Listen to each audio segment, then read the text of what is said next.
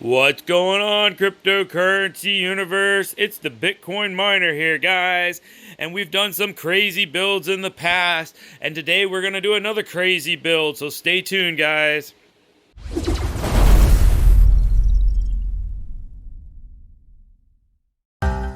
Verus is now traded on BitThumb Global, a worldwide distributed digital asset exchange and available in BTC and USDT trading pairs. Make your account today using the Verus Foundation referral ID 8JZNAT. That's 8JZNAT. Truth and privacy for all. The next evolution in decentralized tech is here. Verus is a truly free, open-source blockchain protocol designed for privacy, safety, open participation, and unlimited scalability. Decentralized financial and communications tech that can scale to a new internet of value and data exchange. Build with us. Verus. Truth and privacy for all. Learn more and join the conversation on Discord. We're going to build a Ryzen Threadripper with 64 cores, 128 threads. Oh man, this thing is going to be a crazy powerhouse. Let's put it together. Let's see how much money this thing can actually mine. There's a few coins I've got in mind, and I think it's going to be very profitable. I'm excited to get this guy going. So, first thing is going to be first, is we got to get everything together. I've decided to put it into the server case for several reasons, and I'm actually going to use one of the prototype 8-card server cases. I think we only had 4 of these made, and the reason why is I wanted to be able to put the riser on the far right hand side as close to that wall as possible to give as much room for the radiator on the left side, and that way there's plenty of room for the water pump that's right here, and also the reservoir that we're going to need to put in. So what are we going to be doing with this, guys? This is actually going to be my personal computer. I'm actually kind of pre-building it 6-8 months in advance, so that way it has a chance to earn some money, help pay for itself, and then I'll switch it over to my main computer. And also, a lot of times when you get new chips, something with like 64 cores in it, 128 threads, software is not going to be able to use it. There's going to be some software hiccups, Windows, Adobe Photoshop. I do a lot of editing, especially for YouTube, along with several other things that will be able to use this crazy processor. I think it is going to be overkill, but at the same time, for mining, hey, that's what you want. We want a block finder, guys. We want something that can bust those solo blocks and not something that we're going to be putting on a pool. And yeah, it's nothing wrong with putting it on a pool and seeing if we can, get a decent amount. We should be able to get anywhere from $5 to $10 a day. Pool mining, whether it be Monero, Verus. There's a few other random coins out there, but those are my top 2. But we're going to see if we can't find some blocks with this thing. And if we can actually find some blocks on a regular basis, then you'll actually wind up getting a little bit more on the short term than the overall term with it. So it will pay for itself that much sooner. So I'm really excited about putting this together. So again, I've kind of done this in a sense that it's not just a mining rig. This is going to be turned into my personal gaming rig. So I went ahead and got the Rogue gaming setup. I did not go ahead and spend the overclocking one that was like an extra $350. I just did not think that was going to be worth it. So I went ahead and went with the Rogue.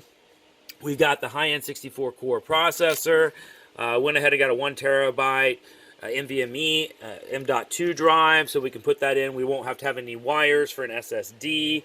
I went ahead and got all the RAM I want 64 gigs of RAM. So there are 4 8-gig sticks, and this board actually takes advantage of, instead of dual channel, it's quad channel, so you need at least 4 sticks to take advantage of the quad channel. So I'm trying to take advantage of all the different technologies and be able to use it. Of course, we're running our EVGA 1600 T2s. We're also going to be running a 1080 Ti into the system. So it's, you know, it's kind of nothing crazy, just the chip is the crazy part of it, but we'll have the ability to add other graphics cards or anything else I want to in the future. This is just being my core setup, and we're going to be using water cooling to actually cool this bad boy. I've done a lot of homework. The simple the simple just kind of water cools that are all in one. When we tried to, there's only one available. It was sold out, and it's kind of questionable if it was even going to keep the 32 core Threadripper cool. So I went ahead and went with the EK, and we're going to do a custom water cool setup. This little pump over here can move 1.5 gallons every minute. So it's going to pump a lot of water through this high flow radiator. This is a 45 millimeter radiator, so it's much thicker than your usual 28 millimeter radiator. It's not quite the thickest you can get, but it's pretty quick and thick. And it's actually a 140 fan base instead of a 120 fan base. So these are some server fans that we're going to be using inside of the case to help move some air, and you can kind of see the difference on the size. So it's slightly larger. It will allow for more airflow through the case. So these are actually the fans that will be on there. Just went with some clear so we don't have any problems with the dyes, you know, dying out every once in a while or changing to some puke orange or something. I just went with clear. We won't see it. We're going to put it inside the server case. So guys, let's get into this build, and I'm going to start busting out the server case. We're going to have to make some custom modifications to that to get this to work. This is not the usual setup, and this is going to be fun. Stay tuned.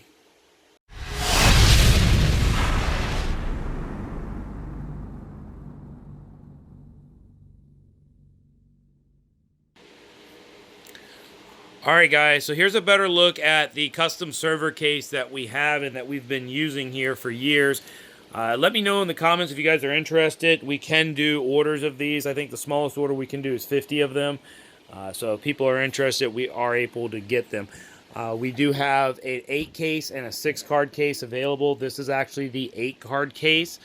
That does hold 2 power supplies, one here and one here. Generally with the 1600 we just use one.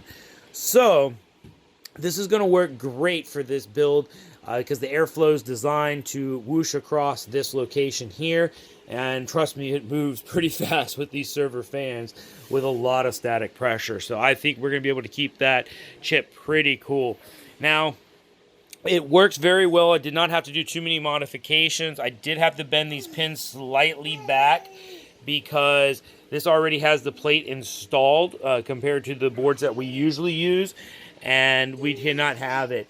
And unfortunately, my daughter is over here. She wants to say hi to everybody into the video. I did have to make a small notch right here into the pin so that it would make room for this. Other than that, I'm going to have to cut out this little riser right here. This board does not utilize it, so I want to make sure not to short anything. So I'm just going to go ahead and cut that out. That's no big deal. I will need to utilize these holes from the case that are pre-installed. So I'm going to use these guys right here. They're 15 millimeters tall. We'll just go ahead and mount those with some screws on the bottom to get everything set up. We're going to put the graphics card over here on the right-hand side. I chose this case because the graphics card is much tighter on the right side, and we'll have plenty of room to put our water cooling, our pump, and our reservoir over here and in this back location once we design this out. Alright guys, so let me keep working on this. I'm going to go ahead and make this last modification. I realize I've got to cut that guy out and kind of set everything up, and we'll get back to it. Alright guys, after fiddling around and thinking about airflow and a few other things, this is the layout that I've decided on to go ahead and install everything in. So in this layout, you got to remember the airflow is going to be going through this way. So as we look down and through the tunnel, we can see that the radiator really seems to be in a good optimal location.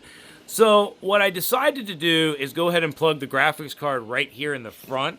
It does fit. We can plug in any one of these slots. I don't need to cut out this bar. I can easily cut these bars out and make this just like a normal back for the computer. So I really like this design. And so since I'm going to put the graphics card and everything right here in the front, I just made a simple piece of aluminum angle iron here, or angle plate. We're just going to screw it right here. And it'll be able to slide up and down once we need to put the cards in and out. So this is going to act like a fully functioning gaming computer instead of more of a mining rig.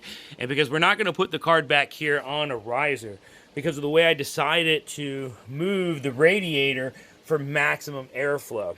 So the way that this is going to work is I'm going to put the reserve over here. So that way it has, because we're already blocking the air from this guy, from the power supply, and we've seen that with the thermal imaging camera that we've used in the past. So this zone is kind of a dead zone. This is going to be it where we're going to get the maximum airflow is right in this section here versus this little side over in this corner. So that's why it makes more sense to slide this guy over. I've got just some simple L brackets or little angle brackets that I have from another build. I've got some tape that I'll put. It's kind of like a foam tape that'll act as a noise insulator. We'll go ahead and put a piece of that on the bottom. And we could even think about maybe air blocking. We can play with this case quite a bit. There's a lot of ideas I have. One, how fast do we need to run these server fans? I mean, these things can pull about 250 CFMs each. So we're pushing over 700 CFMs out of this case that can be drawn across this radiator. Of course, this radiator will have its own fans on it. We could even do a push-pull scenario on this. And I thought about kind of moving this closer to that, but I think the static pressure from the box with the lid on it will be just fine. So we're going to run with this, see what kind of temperatures we get, and we can always make some slight modifications over here by merely adding a push-pull scenario, ramping up the case fans, which will make this whole setup louder. So there are a few things that we can try. We're going to put the pump here. So I've already marked the holes. Well, you can actually, I've not marked the holes for this, but I marked the holes over there for that one. I have a sticker that I have to put here, so we're going to go ahead and mount that. So now all I've got to do is drill the holes and mount my plate that I've made for this. And the 2 holes I need for this, the 2 holes I need for that. And I also took another piece of flat aluminum to make a little bracket that's going to go here. That's going to act as a support for this guy. So we'll just put some screws down there at the bottom. So this is the layout, guys, and we just got to put it all together. All right, guys, we've already made all the modifications to the case now. It wasn't too difficult. Just had to drill a few holes. We went ahead and made this modification so that we have a bracket for the graphics cards and the other expansion slots to tie on to. Went ahead and used the Dremel, cut that off, and drilled the holes we needed over here for the pump and for the reserve. Now, trick, guys, you want to be really cautious when you're using with metal and you have to modify cases. Make sure to get all of the metal dust and shavings out, clean it out really well. And whenever you drill a hole, you're going to want to take a larger drill bit, kind of like this one. See, it doesn't quite fit through, and you can just do it by hand.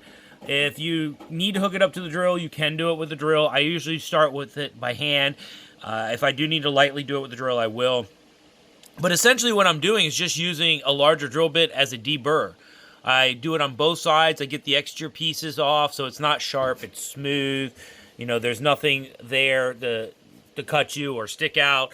And this also helps with getting any metal flakes or anything else out of your case so you don't have it accidentally fly into your motherboard, zap something. That's the last thing you want when you have a $4,000 chip, is a small little piece of metal to zap it. So be very cautious when you guys are making these modifications to your case, but I believe I've got everything done, and it's just a matter of putting it in now and starting to assemble it.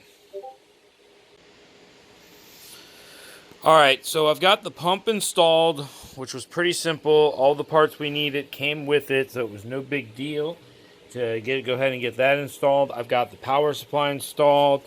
So I'm going ahead and get these parts fixed. I'm thinking about, I'm going to do the server fans in the back next and the motherboard next after that. The reason I'm doing this order is because I'm hoping I can hide some wires underneath the motherboard. Over here with the board, went ahead and used the nylon risers, put them down here. I can put screws at the bottom of the case, but unfortunately they penetrate through, where these are smooth. They're put in factory settings, so there's no issues with it scratching or having problems with surfaces or getting snagged. So I'm going to try to leave it just floating like that, and we'll see what happens. I may need to put the screws in from the bottom, so that's no big deal. To go ahead and do that, I'm going to install our M.2 slot. So I'll go ahead and take off this heat sink. There's also some plastic covering that needs to come off of this guy to prep it before we go ahead and install it into our case. So, well, let me keep moving forward, and I'll update you guys as I go. Alright guys, we're getting closer. I've got the server fans installed, got some of the wiring figured out, motherboard's installed, the NVMe M.2 is installed. I went ahead and put that guy underneath their heat plate right here. We're going to need to do the pump next, then we're going to do the CPU, and we're also going to have to post this guy. These Ryzen Threadrippers are known to have some problems if they're not seated exactly right, or we don't have each screw properly torqued.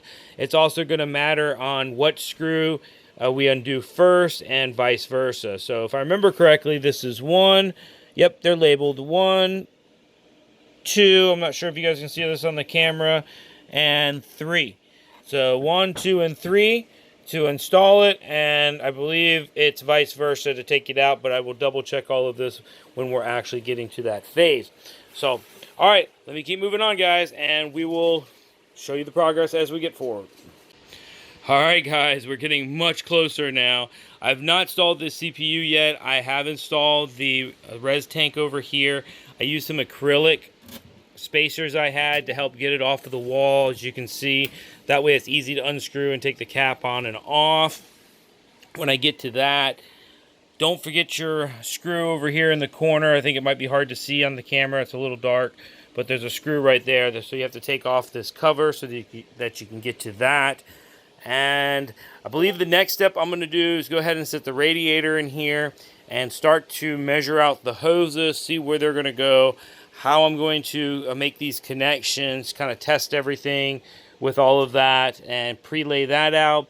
Then the next step I believe is going to install the CPU, and so go ahead and think about posting that.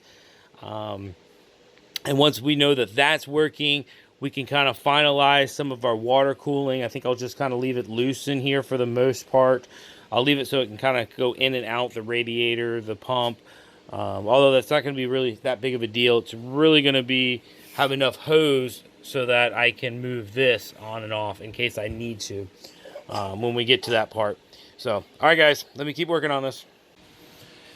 All right, this radiator is getting ready. Now they've got all the parts on here, it's getting a little beefy. It's actually got a little bit of weight to it. Now that you got the fans and the connectors, and I'm still not done, I went ahead and put a little bit of foam tape. It's kind of insulation tape here, more of like an industrial grade tape. Just had a little bit left laying around. I decided to go ahead and put that on the bottom to help with vibration and noise. Next thing I'm going to do is start tightening down all these connectors, attaching them to the pump, and getting ready to run all the hoses. Alright guys, it's really starting to take shape. I only ran a few of the hoses. I want to wait till I get the processor in and the block before I go ahead and run those few hoses. But I've got just about everything else ran. I left some extra slack in this one so that I can pull the radiator in and out. Maybe put extra fans on it or switch these fans to server fans. We'll see what kind of temperatures we're going to get. Although I think we're going to get really good temperatures as you start to look at the design of this so far. Looking down, it's going straight to that radiator, and then you've got the server fans in the back creating constant static pressure in the entire case. pulling air across and in the back. And the air has to go through or across this radiator in order to get through. So we may even look into options of blocking these off to see if that makes any difference or not. We'll play with this, but that's why I wanted to leave some extra hose in there. One thing before I forget, I already cleaned the radiator. I know that I've heard different sayings here and there, clean them. Now the newer ones, you don't have to. Well, rather you have to or not, I went ahead and cleaned it using distilled water, and I got a lot of stuff out of it. I used about a half a gallon of distilled water, probably did about a good 6 or 8 shakes and mixes, trying to maybe let it even sit for a little bit. But I got quite a bit of stuff out of here. As you can see, it is well worth to clean your radiator to try to keep that stuff out of those tiny little fins. And, you know, that could block it up. You know, it could cause problems. You never know. But I prefer to keep the stuff as clean as possible and try. So make sure to clean your radiators, guys. I probably should have said that earlier on in this video. I did that during my prepping stages. But I do think that is a necessary evil that you should do. So, all right, guys, I'm definitely down to installing the graphics, excuse me, the CPU at this point. I need to get that installed and see if this bad boy will post. Well, I do have to say the packing on this thing is pretty nice. Yeah. This is definitely the most expensive processor I have ever owned in my life.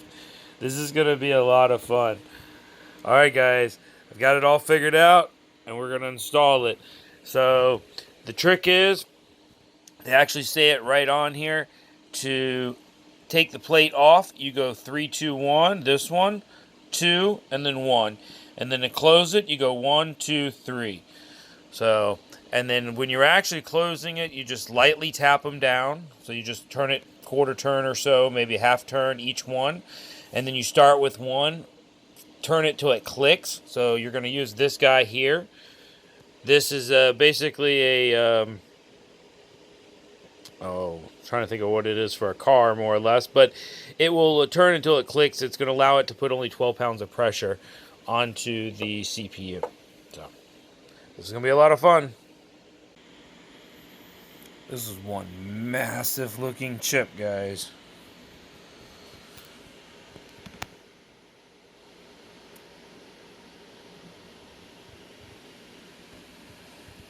There we go. AMD Ryzen Threadripper 3990X.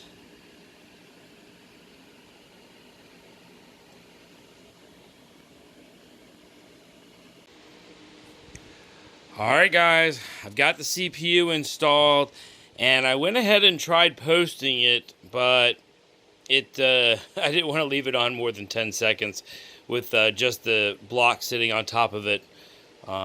So it wasn't able to turn on. It did not post, at least. It seemed like it was running through the codes. So unfortunately, I'm going to have to go ahead, hook everything up, get some coolant on this guy. It's just going to run too hot. And once I get some coolant on it, hopefully it'll post for us. If it does not, at least I left enough room with the tubing and whatnot so this can be easily brought back up, reset, and attempt it again. But hopefully we do not have to go to that. So I've got the entire loop run here, and as you guys can see, this one's coming off of the reserve, coming to the pump's going to the CPU. From the CPU, I have an extended run to try to pre-cool it down a little bit. So the thought is that it'll run in the tube, it'll get this backdrop, maybe this will act as a slight radiator, pull a little bit of heat off of it as it's running through, loop around, and back into the radiator, and then out of the radiator, into the res, then from the res, back to the pump through the cycle. So this is kind of the way I've thought about wiring and setting it up. You guys also have to think about your fan speeds that you guys have been connecting as you've been going. So make sure, like when I did the fan, I did this one, so it's reading this fan number. I did this fan number instead of the right one. just things to think about as you guys are kind of wiring it and you get fan speeds from your computer. But it's time to go ahead and put some liquid in this bad boy and get that part process going, and then we can see if we can't get this thing to post. All right, guys. Well, we've got everything filled up. Got all the bubbles out for the most part, and we have a post. Yes! First time around. It did take a few minutes. I'm guessing it's because of the RAM, maybe because I had to go through and load it. It took quite a while for it to actually run through all of its codes and setups. But we've got a post, and it's working great. Yes, everything is connected, though. We did use most of the cryo fuel. We've got about 300 or so milliliters left, so about 20 or 15% left. Probably going to need to shift this thing around a little bit, make sure there's no more air bubbles, stand it up and whatnot. But we can deal with that later on. I'm still kind of watching it very closely because I should have ran this for several hours without turning on the computer, make sure that there's no leaks. I did let it run for about an hour, maybe about 45 minutes, just to make sure there was no leaks. The pump's running on full blast. I don't have anything plugged in to the header yet. And so far, so good, guys. So, yes, I'm going to keep a close eye on this, and we're going to go ahead and start loading Windows and prepping it all up. With Verus, the possibilities are endless. Verus is building the future of a decentralized, self-sovereign, quantum-ready private ID and global currency that is ready for the world. It's your identity upgrade for a digital world. It's Verus ID. Download the free software at verus.io and register your Verus ID today.